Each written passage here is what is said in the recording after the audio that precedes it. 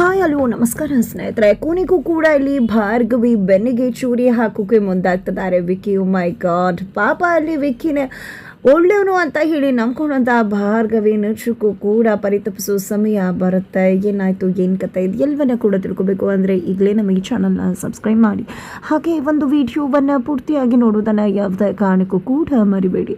ಇಲ್ಲಿ ಬೃಂದ ಶಕ್ತಿ ಹಾಗೆ ವಂದನನ ಭೇಟಿ ಮಾಡಿದ ಒಂದು ಸೂಪರ್ ಪ್ಲ್ಯಾನನ್ನು ಹೇಳ್ಕೊಡ್ತಾಳೆ. ಅವಳ ಒಂದು ಐಡಿಯಾ ಕೇಳಿದ್ದೆ ಕ್ಲೀನ್ ಬೋಲ್ಡ್ ಆಗಿಬಿಡ್ತಾರೆ ಅಪ್ಪ ಮಗಳು. ಅದರಲ್ಲೂ ಶಕ್ತಿ ಅಂತೂ ರಾಜಕೀಯಕ್ಕೆ ನನ್ನ ಕರ್ಕೊಂಡು ಹೋಗ್ತೀನಿ ಅಂತ ಹೇಳ್ತಾರೆ. ಬಿಕಾಸ್ ಇಲ್ಲಿ ಭಾರ್ಗವಿಗೆ ಒಂದು ಒಳ್ಳೆ ಹೆಸರಿದೆ, ಜನಗಳ ಬಾಯಲ್ಲಿ ನ್ಯಾಯ ದೇವತೆ ಅಂತ ಕರ್ಸ್ಕೊತಿದ್ದಾಳೆ. ಅವಳ ಮುಖಾಂತರನೇ ಇಲ್ಲಿ ಶಕ್ತಿ ಪ್ರಸಾದ್ ಕಳ್ಕೊಂಡಿರೋದು ಎಲ್ಲವನ್ನ ಕೂಡ ಪಡ್ಕೋಬೇಕು. ಭಾರ್ಗವಿಯನ್ನ ಜನಗಳು ಚೀತು ಅಂತ ಹೇಳಿ ಹೋಗಬೇಕು.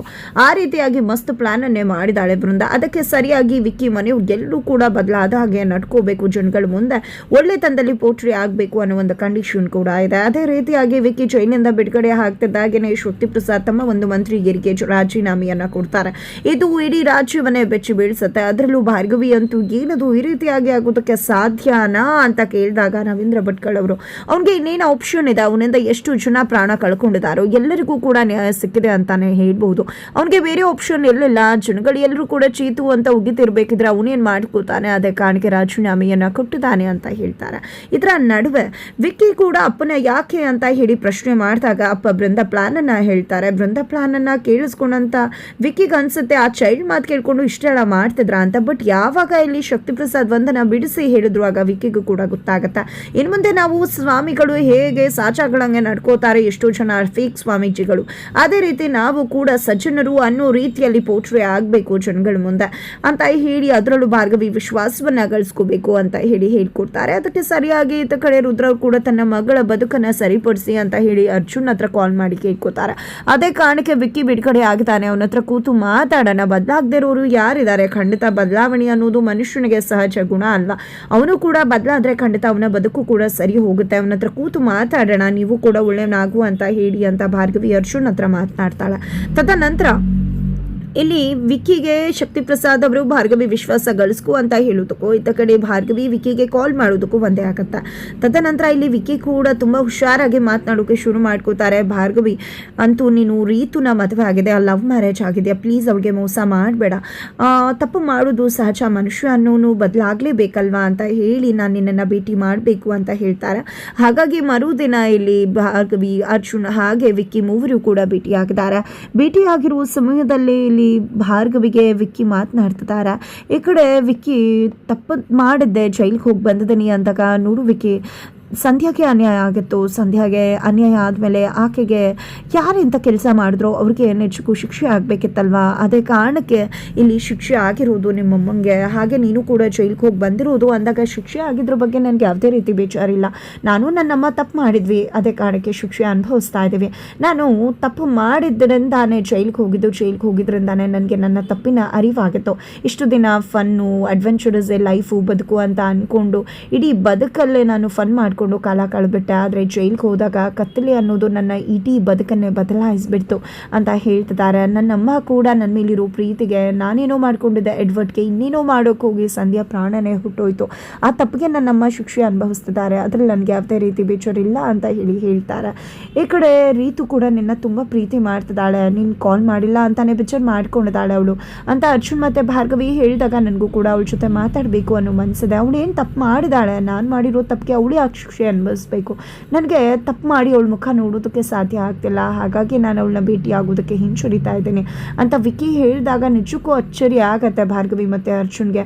ಈ ಕಡೆ ನೋಡು ಭಾರ್ಗವಿ, ನಿಮಗೆ ಹೇಗೆ ಒಳ್ಳೆ ತಂದೆ ತಾಯಿ ಸಿಕ್ಕಿ ನೀವು ಮಾಡಿದ್ದನ್ನೆಲ್ಲ ತಪ್ಪನ್ನು ಸರಿ ಅಂತ ಹೇಳಿದೆ, ತಪ್ಪನ್ನು ತಿದ್ದಿ ನಿಮ್ಮನ್ನು ಈ ರೀತಿ ಬೆಳೆಸಿದ್ರು, ಅದೇ ರೀತಿ ನನ್ನ ತಂದೆ ತಾಯಿ ಕೂಡ ಅಂದು ನಾನು ಮಾಡಿರುವುದನ್ನು ತಪ್ಪು ಅಂತ ಹೇಳಿದ್ರೆ ಖಂಡಿತವಾಗ್ಲೂ ನಾನು ಕೂಡ ತಿದ್ಕೊಂಡು ಇವತ್ತು ನಿಮ್ಮದೇ ರೀತಿ ಇರ್ತಿದ್ದೆ ಅನಿಸುತ್ತೆ. ನನ್ನಪ್ಪ ಮಂತ್ರಿ ಅನ್ನೋ ಜಂಬ ಅದರಲ್ಲೇ ನಾನು ದರ್ಬಾರ್ ಮಾಡ್ಕೊಂಡು ಬಂದುಬಿಟ್ಟೆ. ನನ್ನ ಪ್ರಶ್ನೆ ಮಾಡೋರು ಕೂಡ ಮನೇಲಿ ಯಾರೂ ಇರಲಿಲ್ಲ, ನಾನು ಮಾಡಿದ್ದೇ ಸರಿ ಅಂತ ಪ್ರೋತ್ಸಾಹಿಸ್ಬಿಟ್ರು.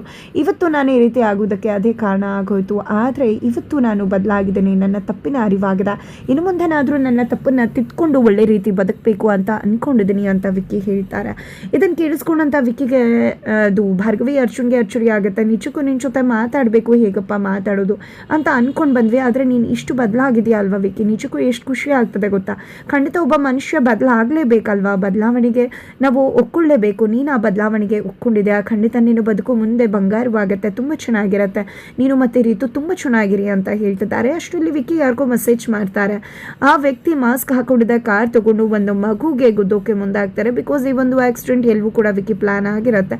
ಹಾಗಾಗಿ ಒಂದು ಕಾರ್ ಬಂದಿದೆ, ಒಂದು ಮಗುಗೆ ಡಿಕ್ಕಿ ಹೊಡಿಯುತ್ತೆ. ಅಲ್ಲೇ ವಿಕ್ಕಿ ಮತ್ತೆ ಭಾರ್ಗವಿ, ಅರ್ಜುನ್ ಎಲ್ಲರೂ ಇರ್ತಾರೆ. ವಿಕ್ಕಿ ಓಡಿ ಹೋಗ್ತಾನೆ. ನಂತರ ಅರ್ಜುನ್ ಮತ್ತೆ ಭಾರ್ಗವಿ ಕೂಡ ಅಲ್ಲಿಗೂ ಹೋಗ್ತಾರೆ. ಎಲ್ಲ ಜನಗಳು ಕೂಡ ಮುತ್ಕೋತಾರೆ. ಒಂದು ಸ್ಕೂಲ್ ಮಗುಗೆ ಆಕ್ಸಿಡೆಂಟ್ ಆಗಿರುತ್ತೆ. ಅಲ್ಲಿಗೆ ಡಾಕ್ಟರ್ ಬರ್ತಾರೆ. ನಾನು ಡಾಕ್ಟರ್ ಅಂತ ಹೇಳಿ ಮಗುವನ್ನು ಚೆಕ್ ಮಾಡ್ತಾರೆ. ಮಗುಗೆ ತುಂಬ ಬ್ಲಡ್ ಲಾಸ್ ಆಗಿದೆ. ಇಲ್ಲೇ ಪಕ್ಕದಲ್ಲಿ ನನ್ನ ಕ್ಲಿನಿಕ್ ಕೂಡ ಇದೆ. ಆ ಒಂದು ಕ್ಲಿನಿಕ್ಗೆ ಕರ್ಕೊಂಡು ಬಂದರೆ ನಾನು ಮಗುನ ಬದುಕಿಸ್ಬೋದು. ಬಟ್ ಬ್ಲಡ್ ಯಾವುದು ಅಂತ ಗೊತ್ತಾಗಬೇಕು ಅಂದಾಗ ಆ ಮಗು ID ಕಾರ್ಡಲ್ಲೇ ಇರುತ್ತೆ. ನಂದು ಕೂಡ ಅದೇ ಬ್ಲಡ್, ನಾನು ಕೊಡ್ತೀನಿ ಬನ್ನಿ ಡಾಕ್ಟರ್ ಅಂತ ಹೇಳಿ ವಿಕ್ಕಿ ಆ ಮಗುವನ್ನು ಕರ್ಕೊಂಡು ಹೋದಾಗ ಇಲ್ಲಿ ಅರ್ಜುನ್ ಮತ್ತು ಭಾರ್ಗವಿ ಏನಿದು ವಿಕ್ಕಿ ಡ್ರಿಂಕ್ಸ್ ಮಾಡಿರಬಾರ್ದು, ಸ್ಮೋಕ್ ಮಾಡಿರಬಾರ್ದು, ಬ್ಲಡ್ ಕೊಡೋರು ಅಂದಾಗ ಅದನ್ನೆಲ್ಲ ಬಿಟ್ಟು ಯಾವತ್ತೂ ಆಯಿತು ಅಂತ ಹೇಳಿ ಮಗುವನ್ನು ಕರ್ಕೊಂಡು ಅಲ್ಲಿಂದ ಹೊರಟ್ಬಿಡ್ತಾರೆ.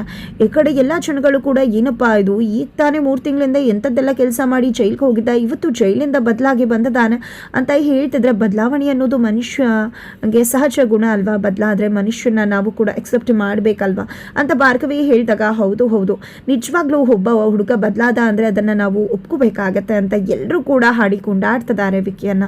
ತದನಂತರ ಅಲ್ಲಿ ನೋಡಿದ್ರೆ ವಿಕ್ಕಿ ಬ್ಲಡ್ ಕೊಟ್ಟಿದ್ದಾರೆ, ಮಗುವನ್ನ ಕಾಪಾಡಿದ್ದಾರೆ ಕೂಡ. ಬಟ್ ಇದು ಎಲ್ಲವೂ ಕೂಡ ಪ್ರೀ ಪ್ಲಾನ್ ಆಗಿದೆ. ಡಾಕ್ಟರ್ ಕೂಡ ಇವರೇ ಗುದ್ದು ಮಾಡಿರ್ತಕ್ಕಂಥವ್ರು ಆಗಿದ್ದಾರೆ.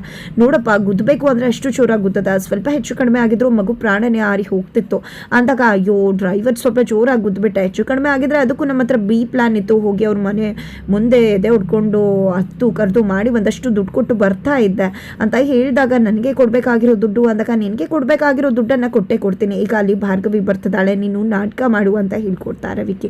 ಅಲ್ಲಿ ಭಾರ್ಗವಿ ಓಡ್ ಬರ್ತಾಳೆ. ಈ ಕಡೆ ಸರ್ ಏನಾದರೂ ಮಾಡಿ ಮಗುವನ್ನು ಕಾಪಾಡಿ ಅಂದಾಗ, ಸರ್ಜರಿ ಮಾಡಬೇಕು, ಅದಕ್ಕೆ ತುಂಬ ದುಡ್ಡಾಗುತ್ತೆ ಅಂತ ಹೇಳ್ತಿದ್ದಾರೆ. ಡಾಕ್ಟರ್ ಪರವಾಗಿಲ್ಲ, ಇಷ್ಟು ದುಡ್ಡಾದರೂ ಪರವಾಗಿಲ್ಲ, ಮಗುವನ್ನು ಕಾಪಾಡಿ ಅಂತಾರೆ. ನೋಡಮ್ಮ, ವಿಕ್ಕಿ ಬರದೇ ಇದ್ದಿದ್ರೆ ಖಂಡಿತ ಮಗುನ ಉಳಿಸೋದೇ ಕಷ್ಟ ಆಗ್ತಿತ್ತು. ಇವತ್ತು ಮಗು ಉಳಿದಿದೆ ಅಂದರೆ ಅದಕ್ಕೆಲ್ಲ ವಿಕ್ಕಿನೇ ಕಾರಣ ಅಂತ ಹೇಳ್ತಾರೆ. ಈ ಕಡೆ ಭಾರ್ಗವಿಗೆ ತುಂಬಾ ಖುಷಿ ಆಗ್ತದೆ. ತದನಂತರ ಡಾಕ್ಟರ್ ಹೋಗ್ತಿದ್ದಾಗೇ ವಿಕ್ಕಿ ಸ್ವಲ್ಪ ಅನುಮಾನ ಆಯಿತು, ಆದರೆ ನೀನು ಈ ರೀತಿ ಎಲ್ಲ ಮಾಡಿದ್ದು ನೋಡಿ ನಿಜಕ್ಕೂ ತುಂಬ ಖುಷಿ ಆಗ್ತದೆ, ನಿಜವಾಗ್ಲೂ ನೀನು ಬದಲಾಗಿದೆಯಾ ಅಂದಾಗ, ಬದಲಾಗಲೇಬೇಕಲ್ವಾ ಭಾರ್ಗವಿ ಅವರ, ಯಾಕಂದರೆ ನಾನು ತುಂಬಾ ತಪ್ಪು ಮಾಡಿಬಿಟ್ಟಿದ್ದೀನಿ, ಆ ತಪ್ಪಿಗೆಲ್ಲ ನನಗೆ ಪ್ರಾಯಶ್ಚಿತ್ತ ಆಗಲೇಬೇಕಲ್ವಾ ಅಂತ ಹೇಳಿ ಅದಕ್ಕೆ ಇಂಥ ಒಳ್ಳೆ ಕೆಲಸಗಳು ಮಾಡ್ತಿದ್ದೀನಿ ಅಂತ ಹೇಳ್ತಾರೆ. ಇತ್ತ ಕಡೆ ಶಕ್ತಿ ಕೂಡ JPಗೆ ಕಾಲ್ ಮಾಡಿದ್ದೆ, ನಾನು ಕ್ಷಮಿಸ್ಬಿಡು, ನನಗೆ ನನ್ನ ಮೇಲೆ ಸಿಟ್ಟಿದ್ದಿದ್ದು ನಿಂಚ, ಬಟ್ ಬೃಂದ ಬಂದು ಎಲ್ಲನೂ ಕೂಡ ಸರಿಪಡಿಸಿದ್ಲು, ಇವತ್ತು ನಾನು ನಿನ್ನ ಜೊತೆ ಮಾತಾಡ್ತಿದ್ದೀನಿ ಅಂದರೆ ಅದಕ್ಕೆಲ್ಲ ಕಾರಣ ಬೃಂದಾನೇ ಅಂತ ಹೇಳ್ತಾರೆ. ನಂತರ ನನಗೂ ನಿನ್ನ ಸ್ನೇಹ ಕಳ್ಕೊಳ್ಳೋಕೆ ಇಷ್ಟ ಇಲ್ಲ ಅಂತ ಹೇಳಿ JP ಕೂಡ ಹೇಳ್ತಿದ್ದಾರೆ.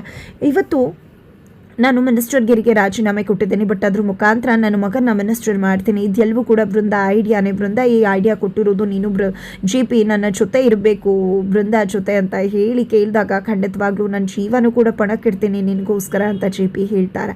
ನಂತರ ಎಲ್ಲ ಪೇಪರಲ್ಲೂ ಕೂಡ ವಿಕ್ಕಿ ಬಗೆಗೆ ಗುಣಗಾನ, ಭಾರ್ಗವಿನೇ ಗುಣಗಾನ ಮಾಡಿದ್ದಾರೆ. ಅದನ್ನು ನೋಡ್ತಿದ್ದಾಗೆ ರವೀಂದ್ರ ಭಟ್ಕಲ್ ಶಾಕ್ ಆಗ್ತಿದ್ದಾರೆ. ಏನಮ್ಮ ಇದು, ನಮ್ಮ ಸಂಧ್ಯಾನ ಸಾಯಿಸ್ತೋನ್ ಬಗ್ಗೆ ನೀನು ಇಂಥ ಒಳ್ಳೆ ಮಾತುಗಳನ್ನ ಆಡ್ತಿದ್ಯಾ ಅಂದಾಗ, ಏನಪ್ಪ ತಪ್ಪು ಮಾಡ್ತಾರೆ, ತಪ್ಪನ್ನು ತಿದ್ಕೊಂಡ್ಮೇಲೆ ಅವರನ್ನು ಕ್ಷಮಿಸುವುದು ನಮ್ಮ ಧರ್ಮ ಅಲ್ವಾ, ಅವ್ರಿಗೂ ಕೂಡ ಒಂದು ಜೀವನ ಅನ್ನೋದು ಇರತ್ತಲ್ವಾ ಅಂತ ಹೇಳ್ತಾಳೆ.